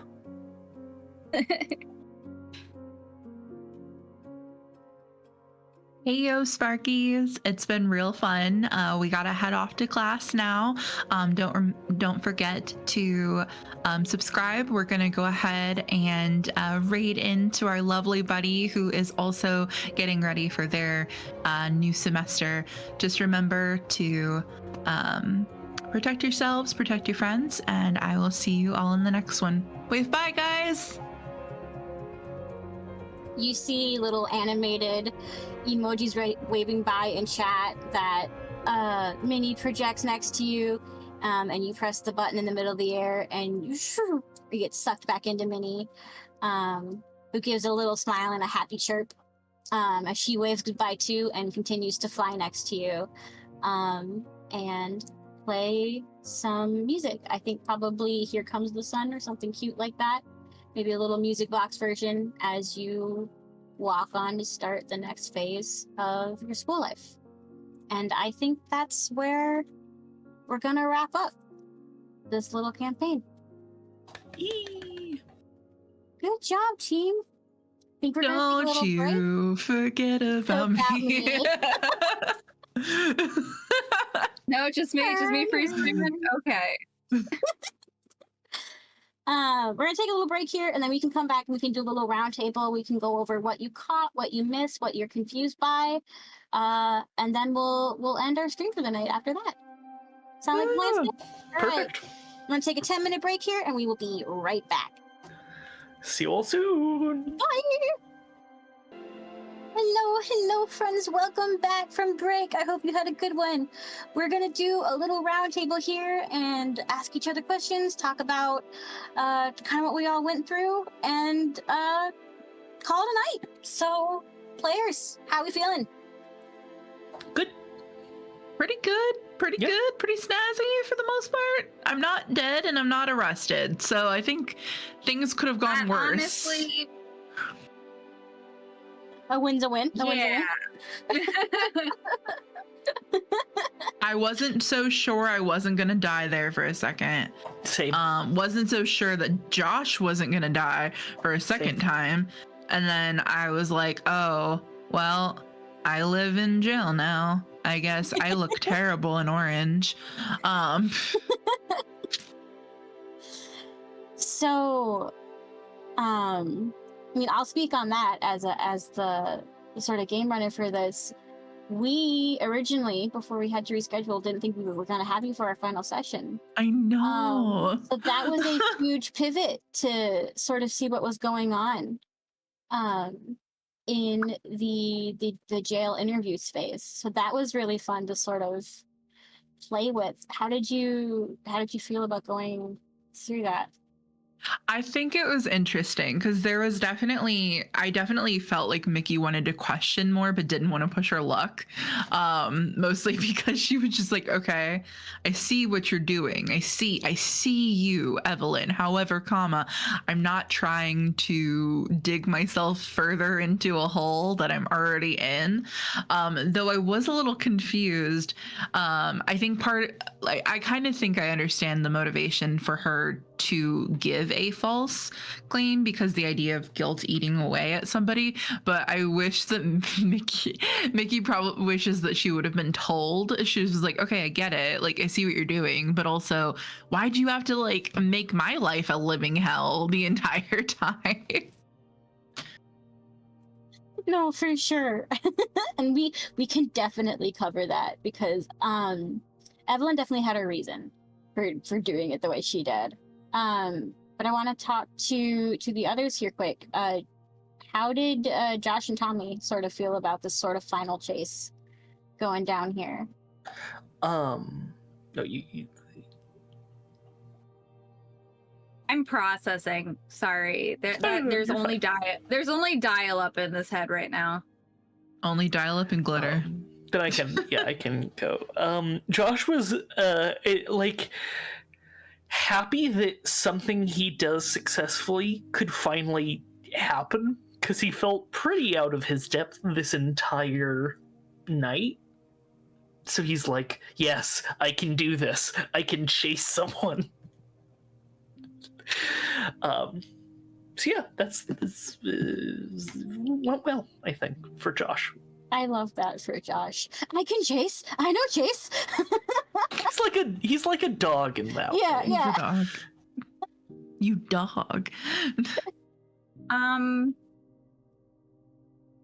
think for me, it was very much like a vindication moment, because I just I was very suspicious of Jamie from the get-go. I had a lot of trouble remembering everybody's names because that's just a problem with my brain. But I was always like, what's Jamie's deal here? So feeling it built up very nicely. It was nice to go back to the conservatory personally, because I felt like that was definitely a place that needed to be dramatically worked in, even if we were only there for a few minutes. No, and I had no idea where we were going to end up, so I am glad we ended up in the conservatory. That felt very, I don't know, not full circle, but very, very finale-y. It felt like a good place to end it, especially that we could watch the barrier come down as you all are allowed to be free. Dude, what a night. You guys did really good. Thank you. Were there any details or clues you were confused by about what they meant or how they worked? Yeah, I think it was just a red herring. But did the T plus L heart mean anything, actually? That was a red herring. I had a few of those. So that was one of the ones. It did tie back to Allorah, but it was just a tailored red herring. I thought it was interesting because it's Allorah, not just Allorah, and so I was like, why I was a little confused as Mikki and as Allorah why we were honing in so much on that, because T and E makes sense, but T and L didn't, and I was just like, what what is happening? And I will say, because I was the one who pushed for that the most, I was just fully just leaning into the idea of, and honestly, I think it goes into that, like, because we are obviously, with it being kids on bikes, we're very much playing out these tropes. So I think in how I kind of was trying to subvert Manic Pixie Dream Girl a little bit, I was recognizing how that works. So I was like, oh, Taylor seems like the kind of guy to only see a girl for like the top of what they are and not actually as a person. So not even understanding that there is an E in Allorah would just felt very No, that's very appropriate. And that's 100% what it was. He was just sounding and I was like, yeah, that's right. Doesn't double check it. Yeah. 100%. Her name's, everyone calls her L. So her name is Initial L. must That's be the an one. L, yeah. Yeah. Mm-hmm. Yeah. Mm-hmm, mm-hmm. No, you guys did really good. As far as finding a lot of the actual clues, though, you managed to avoid most of the red herrings. Nice. So I am very impressed. I'm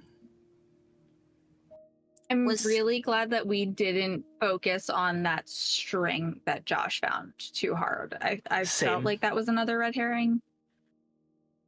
It was, I don't know but if it it was or wasn't. not, or if that was something we missed. It is. So it is a component for the traps, right? And you Mhm. did find it as a component in Morgan's backpack. So had you asked Morgan more about it, she would have explained how it worked. And it's basically part of the ignition system. So the flour that was taken from the conservatory, that can be turned into an ignition-based liquid, was in that little dispenser that you guys saw that Nyx had said was like for milk, right? So when the cord would get pulled on it, it would ignite the liquid in the dispenser. The dispenser would put it out into the projectile, and that would get launched at the person that opens the book. Basically, it's pretty like instantaneous, but it's like a chain reaction of fire based on tension. So that's what it was. It would have just explained another part of the ignition pieces that you were putting together. I think I had the old empty projectile that could have been found as well. So in theory, you sure. could have gotten all 3 pieces to sort of put together how the murder happened without having to go into the restricted section, in theory. Okay. Oh, I had a question. Yeah. Or, I was gonna say Jamie's project. Yes. Which one? The reasoning, her final. Mm-hmm. What was the reasoning for her having redone it so many times? Did she use pieces of it in the bombs? No, that was a genuine example of Allorah bullying and putting down Jamie like this. If you had asked Alex a bit more about Jamie, you would figure out that's actually why she was in the library so much, because Jamie was trying to get into the restricted section for herself to check in a book, and Allorah kept finding out she was trying to get in there and kept bullying her to let go of her spot so she could go in instead. That's how this whole sort of trap came to be, because she figured out what books Allorah kept checking out.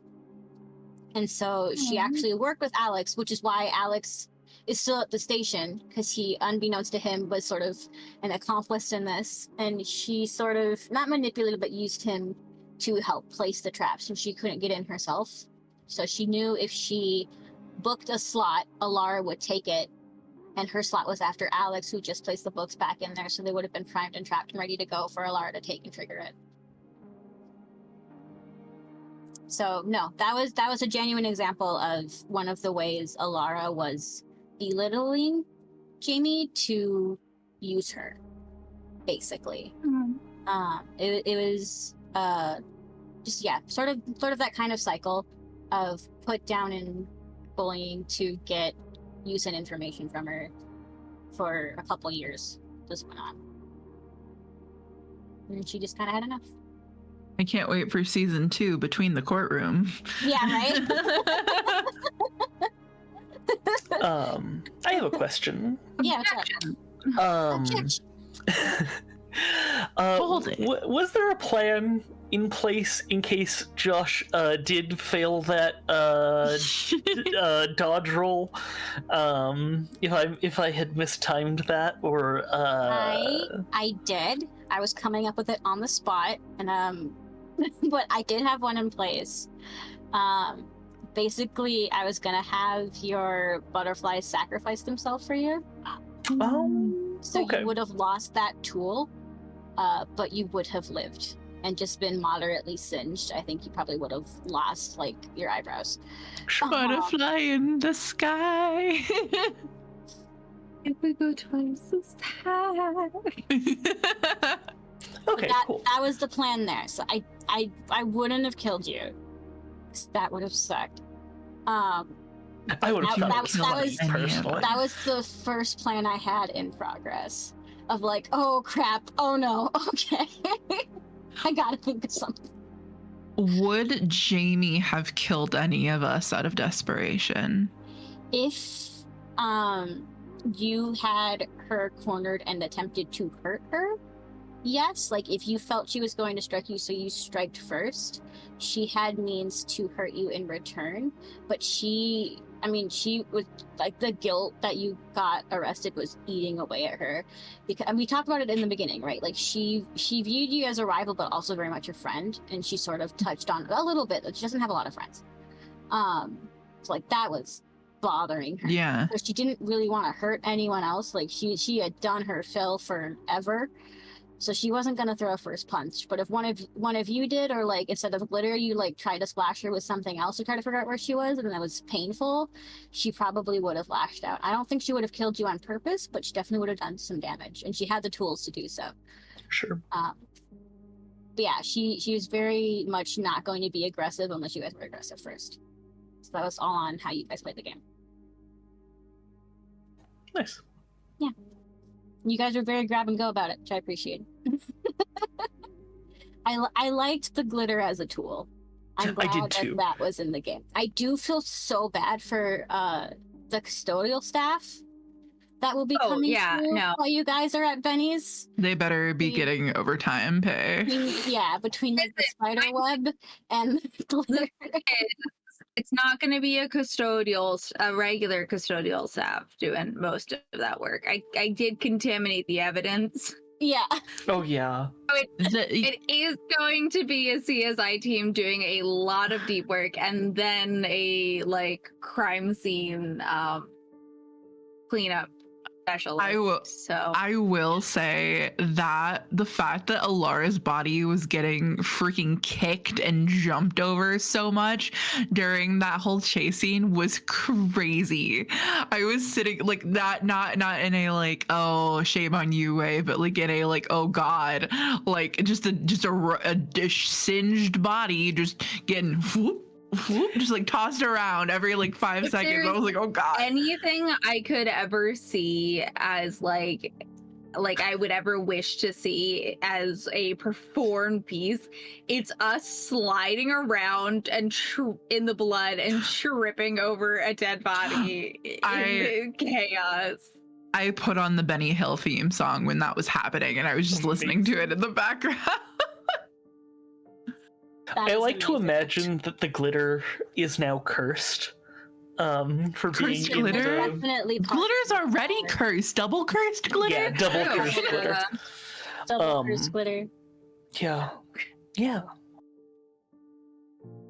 I think I'm going through all this. I have a topic that we might want to touch on. Yeah. What's sort of the future trajectory of our characters? Yeah, I'd love to know 'cause where you guys are going. I thought of a fun one while we were on break. Yeah. Which is Josh in this order gets drafted. Taylor gets drafted. They both start dating, and they're on different teams. And I think that's funny, because then it's they're on rival teams, but they're it's very Romeo and Juliet, but for football, fantasy football, and I think that's funny. My OTP. My brand. My OTP. Hello? My brand. Can I? You're not allowed to be here anymore, Laura. Yeah. Oh Can I no. have my rights back? No. I know I'm a woman, but come on. Wow. Okay. Women. For full disclosure, that's a joke for legal reasons. Yeah, I know. No reason. Well, What the fuck was Evelyn? I need to know. Okay. So. I have a theory. Can I say my yes. theory? Tell me what you think. I think you've done a double twist. And not only is the Gorgon named Nyx, but I think Evelyn is a manifestation of the goddess Nyx with her shadow powers and darkness powers. You are so close. Evelyn is a manifestation of the heart of the city. Evelyn heart is a manifestation of the city. So at night in the shadows, just sort of lurking everywhere, she sort of sees everything and knows everything. But she can't act on it. She kind of, I think I've compared her to a lich before, but that's not quite right because she's not some vengeful spirit that's undead, but she has a lot of power, but you can't prove everything being well, I'm the spirit of the city and I saw this happen. So she does need physical proof to bring people to justice despite knowing what's going on. So she was working with the police officers to sort of get stuff together. But she needed you all to work with her to sort of get the evidence she needed. Which is why she was not super fond of you guys taking the Scopa. That's why she was actually pretty happy when you didn't, Mikki. Because she's just well, I already know the answer. I don't need to prove it, but I get why everyone else needs to, and that's frustrating. And that's also why she didn't call it out when Jamie didn't take hers. So I'm not sure if you guys caught that, but that's what Mikki tripped on in the auditorium was Jamie's scopa she was supposed to take. So they had you all tried to protest when Mikki was taken and provide evidence then, she could have counteracted it with, well, Mikki said this under scopa, and it had to have been true if she said that. So henceforth, I'm going to be taking not Mikki, Jamie. I'm going to be taking Mikki with me. Okay. Interesting. And that's I had caught on to that. That's why I don't know if anybody remembers, because I say a lot of weird shit. But that's what I was suggesting. When I was suggesting that we drug Jamie, it was giving the scopa that she was supposed to have already taken. Was more of a, well, she said she took it already. Like, more of a, this was her scopa. Like, come on. But we didn't need that. We didn't need to dose her truth serum. No, she was too busy having a breakdown for you guys to need it. She just she was gonna confess anyway when she was done running. I'm glad I got to bring the birds back. Those were definitely a 50-50 chance of being damaging or not. I'm so glad they got to be cute little friendly puppies instead. The burbs. The birds. I'm going through like all the other stuff I left around. There was Allorah had a magically encrypted diary that you could have found. Ooh. But if you broke the encryption, it would have talked about stealing stuff from Jamie. That's crazy. Damn, Where was that? Was that on her body? Yeah, it was. So if you had like taken off the sheet properly and looked through her body more for like stuff, you would have found that. Okay. But we just looked at her rooms, and that's fine. You were on a timer. I do not blame you. Mikki wouldn't have touched a dead body. That's fucking scary. Mm-hmm.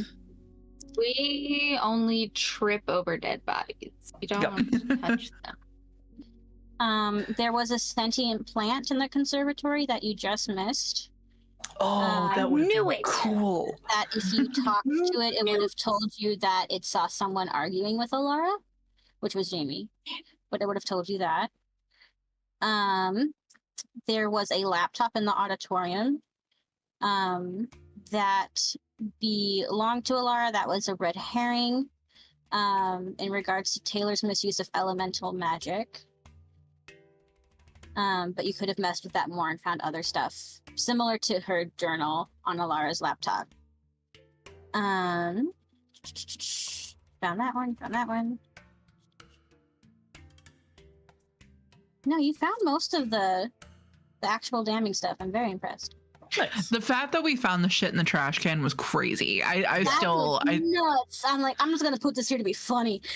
Because Beck said something. I forget what was said, but then I was like, oh, you were like, I open all the stalls, and I was like, turn over the trash can, like as a joke.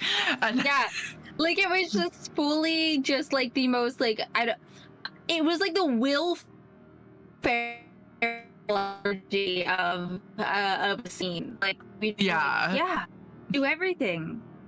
No, absolutely. Turn out all the paper towels. Why not? My little metal Stanley. Did you guys get that was a flat Stanley pun? Yes. Yeah. I love them. I appreciate it. I want like. However, sometimes you said it, and I was like, "Why do they all have Stanley cups?" Oh, flat Stanley. Like that's how I had to constantly keep reminding myself of what was going on. Funny if they all just came with Stanley cups. Stanley cups. I only have Nalgene's. Excuse you. Yeah. What's the other one? Owala? I'm a Yeti man myself. I'll tell you later. There's a whole story about Nalgene's. Anyway.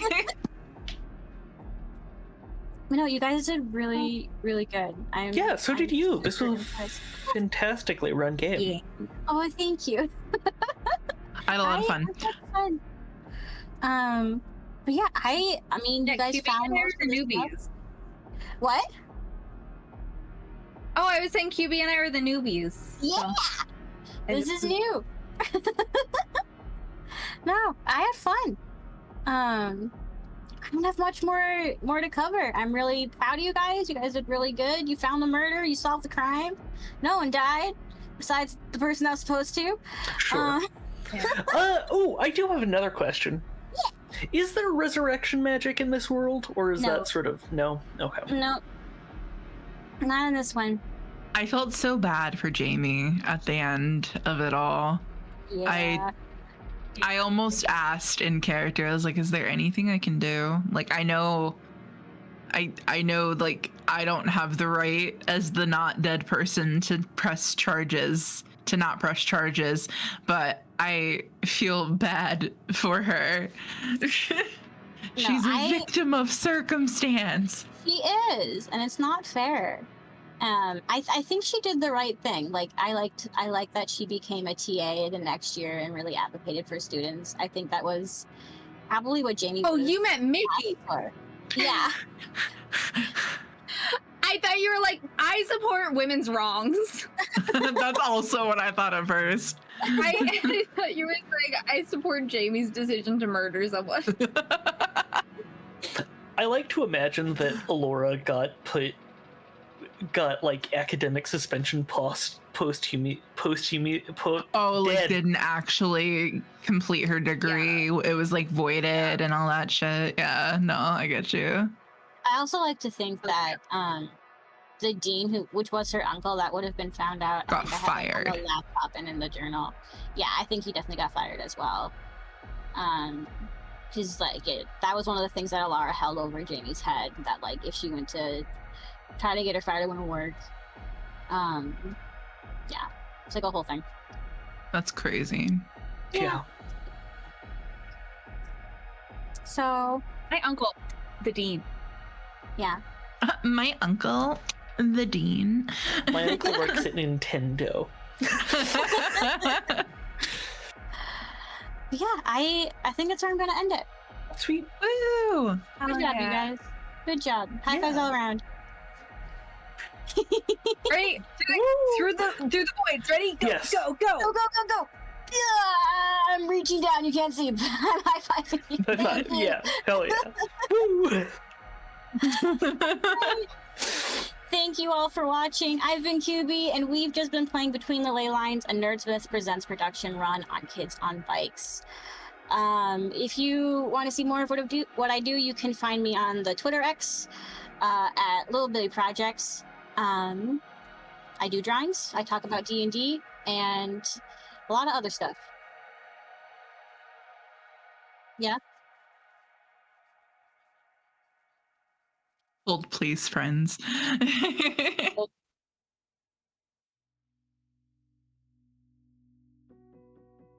We were listening to God there for a moment. Yeah, sorry guys. We had to we heard the oath.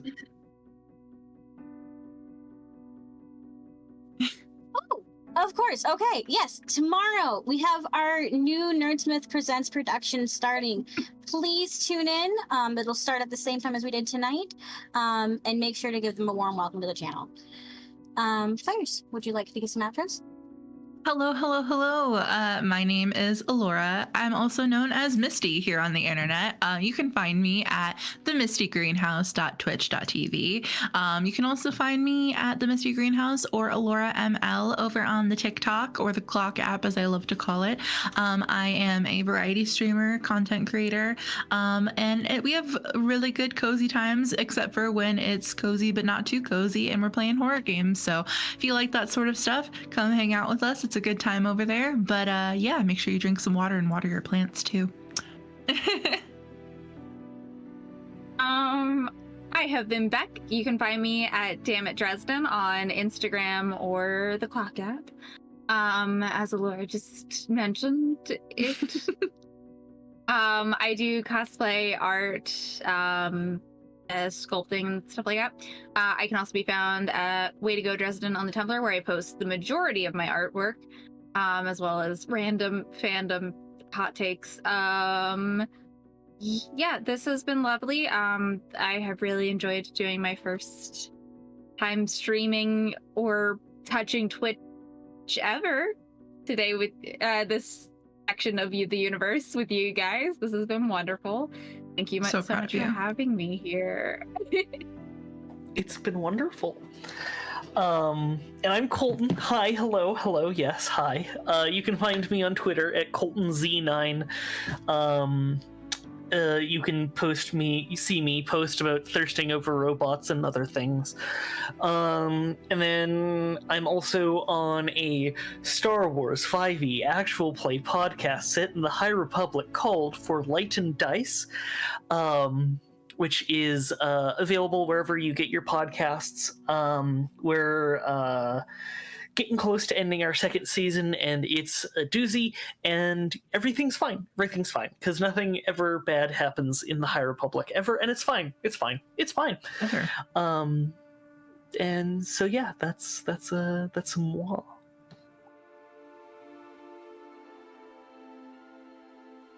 All right. On that note, everyone have a lovely evening. Thank you again, and we will see you in the next one. Goodbye. Bye.